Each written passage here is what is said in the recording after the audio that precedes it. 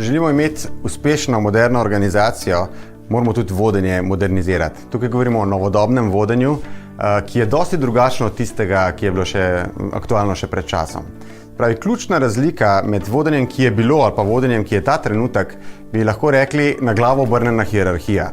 Če je še nedavno veljala nekakšna hierarhija, jaz sem šef na vrhu in vsi ostali so pod mano, je zdaj hierarhija obrnjena na glavo. Govorimo o na glavo obrnjeni piramidi v obliki črke V, ker vodja ni tam zato, da govori drugim, kaj morajo delati, ampak mora biti zato tam, da naredi pravilno okolje, da bojo ljudje lahko pravilno funkcionirali.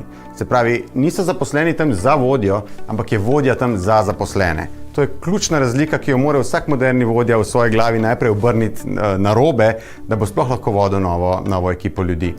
Če temu dodamo še vse milenijske generacije, ki prihajajo na delovno pozicijo, oni že pričakujejo stvar naprej in ljudje bojo res lahko učinkoviti in uspešni samo, če bojo dobili delovno okolje, v katerem lahko sami sebe razvijajo, najdejo nekako svoje okolje noter, jim je blizu, kar tam počnejo. To pa jasno lahko naredijo samo, če imajo na drugi strani vodjo, ki jim odpira vrata, ki jim pomaga, ki je sponzor pri tem, kar oni počnejo, ki jih usmerja, je mentor, je coach, ni pa šef v klasičnem smislu, kot smo jih mogoče poznali še pred kratkim.